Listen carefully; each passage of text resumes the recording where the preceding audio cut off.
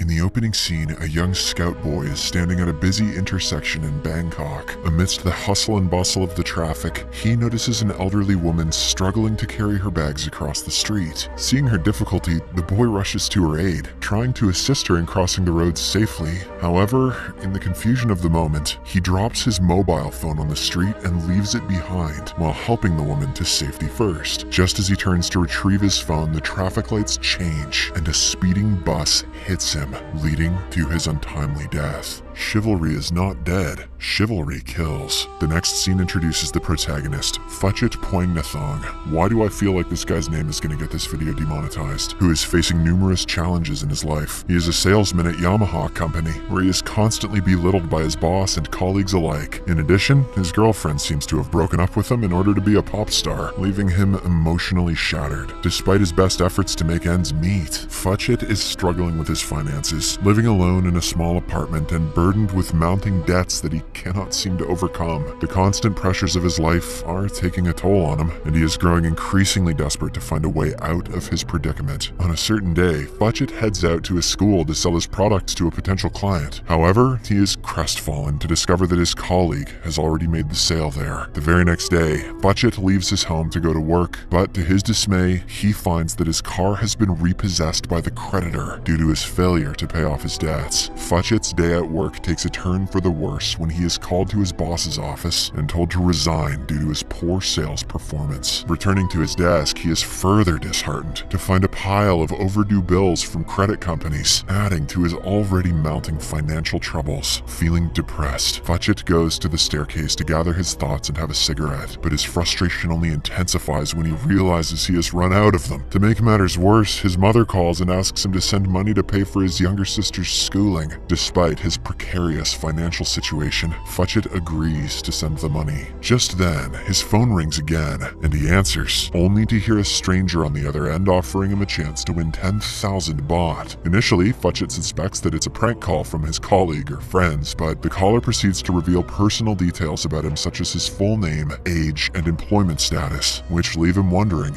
I mean, sounds like it's probably his friends. The caller then tells Phuchit that he simply needs to swat a fly that is buzzing around him right now. If he completes the task, he will win a cash prize worth 10,000 baht. Phuchit is skeptical, but after some convincing from the anonymous caller, he decides to give it a try. He rolls a newspaper and easily swats the fly. The next second, surprisingly, he receives a message confirming that 10,000 baht has been transferred to his bank account. As Phuchit gasps in excitement, the caller offers him the chance to win 50,000 baht if he eats the dead fly. Uncertain and hesitant, Phuchit returns to his desk with the dead fly in his hand, contemplating whether to go through with it or not. However, after a while of deliberation, he pops it into his mouth. One of his coworkers, Tong, notices this, but she's so bewildered that she doesn't speak a word. After some time, Phuchit receives yet another phone call, and the caller informs him that he has the chance to win an enormous sum of money, 100 million baht, if he completes a total of 11 more tasks. Despite feeling uneasy about the mysterious caller and the dubious nature of the game, Phuchit is desperate for cash, so he agrees to the terms and conditions. The caller warns him that if he quits, or if anyone discovers that he's playing the game, he'll have to forfeit all his winnings immediately. For the third task, Phuchit is assigned to go to a kindergarten and make at least 3 children cry. Although hesitant at first, he recalls his own traumatic childhood experiences with his father crushing his toys, so he steals toys from the children and makes them cry. The fourth task involves stealing money from a beggar, a reprehensible act that Phuchit reluctantly carries out. Things take a hard turn with the fifth task. Phuchit is ordered to visit a high-end Chinese restaurant where he is presented with a plate containing feces and instructed to eat it. Although he feels disgusted and protests, the caller insists that he complete the task or risk forfeiting his prize. Flashbacks of being bullied into eating dog poo as a child further add to his distress, but ultimately, Phuchit forces himself to finish the plate. Even this time, Tong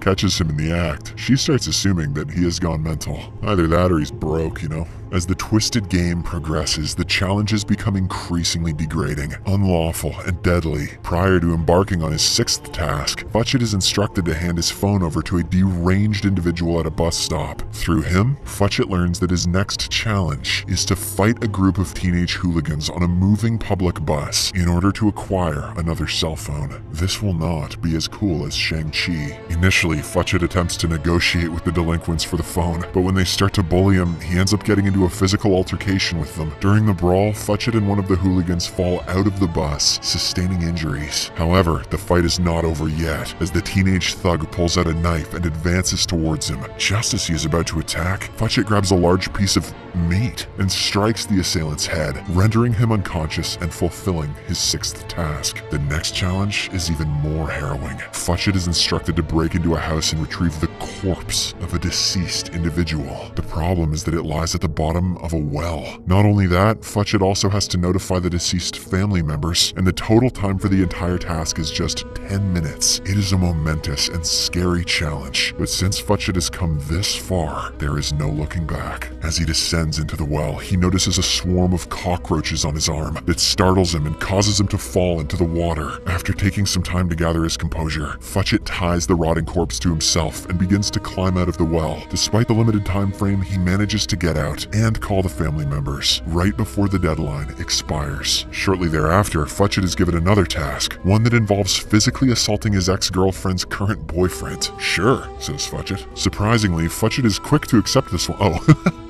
I was joking. And without hesitation, he picks up a nearby chair and unleashes a brutal beating on the man until he is knocked unconscious. However, Phuchit is soon overcome with guilt for his violent actions, so he quickly rushes the injured man to the hospital. As Phuchit continues to progress through the increasingly challenging and morally questionable tasks, the police begin to take notice of his criminal behavior. Led by Officer Surachai, a team of cops start to track Phuchit down, suspecting that his crime spree is part of a larger and more sinister scheme.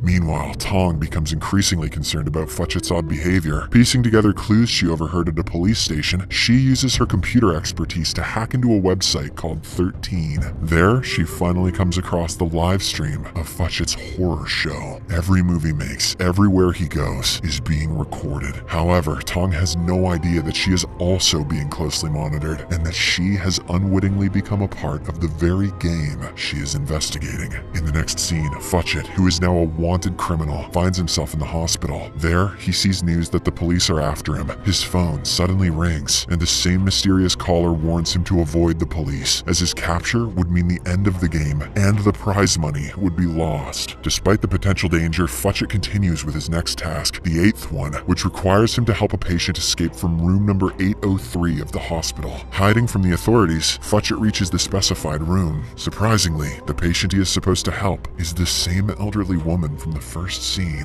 With some quick thinking, Phuchit disguises himself as a ward boy and manages to load the old woman into a wheelchair and escape the hospital right before Surachai and his team arrive. In the meantime, a higher-ranking police official orders Surachai to call off the pursuit of the wanted criminal. After leaving the hospital, Phuchit brings the elderly woman to her modest hut by the side of the main road. He then helps her dry her clothes by tying a silicone wire. However, unbeknownst to him, the other end of the wire is fastened across the main road and is invisible in the darkness. Soon after, a group of teenagers on motorbikes whiz by, completely unaware of the wire, resulting in a horrific accident that causes one of the riders to lose their life. This tragedy leaves Phuchit devastated, and he lashes out at the mysterious caller on the phone, who has been guiding him through these heinous tasks. As he is coming to terms with the grave consequences of his actions, Tong arrives on the scene and gets shocked to witness the aftermath of the accident. She implores Phuchit to turn himself in to the police, assuring him that they would understand the circumstances behind his actions. Tong also reveals that she knows about the game he has been playing. Just as they are speaking, the phone rings, and the caller informs Phuchit that the game is over, as someone else has discovered it. However, he gives Phuchit one final chance and assigns him another task: to kill Tong's dog. It turns out the little pup has been kidnapped and brought to the elderly woman's house already. When Tong sees him, she is taken aback. She begs Phuchit to spare her dog. However, the latter has become so obsessed with the game, he brings out a sharp weapon and mercilessly slays the innocent dog. Phuchit then warns Tong to stay away from him before speeding away in his car. Phuchit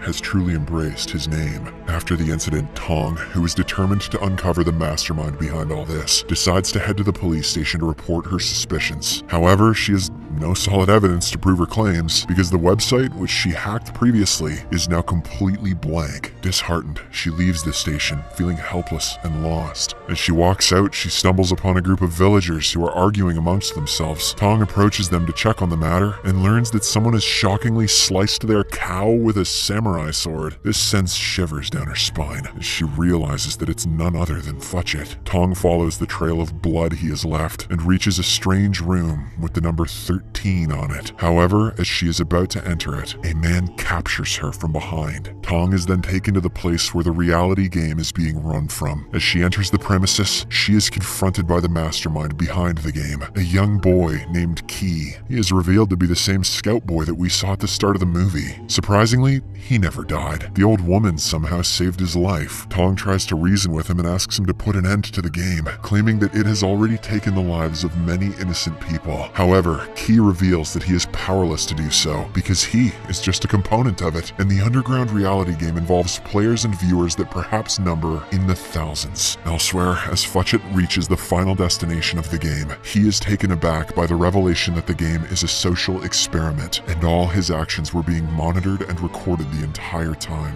He is then confronted with a daunting task of stabbing his own abusive father, John Adams, who is strapped to a wheelchair and appears to be unconscious. This final task promises the prize money of 100 million baht, and Phuchit is torn between the temptation of winning the prize and his conscience. He starts having flashbacks of the time his dad did good things for him, like chasing away the bullies and bringing him new toys. Ultimately, Phuchit decides to give up the game, as he remembers his mother's wish that he should never become a bad person like his father. But just as he is about to leave, Adams wakes up and stabs his son to death. With this, Key, from the control room, announces that Adams is the winner of 100 million baht. It turns out he was also playing his own game, and the final task was to kill his son. While Phuchit hesitated to complete the task, Adams didn't. Tong is devastated to witness the cruel turn of events, and she screams at Key. However, the young mastermind remains unperturbed. He instead reveals that thousands of people, just like Phuchit and Adams, are playing the game currently. Moreover, millions of viewers are watching and betting on the games worldwide, and that is where all the money comes from. Saying this, he calls his security and escorts Tong away from there. In the final scene, we see her waking up on a bus bench, disoriented and confused. Tong is found by Surachai, who is still investigating the deaths related to the game.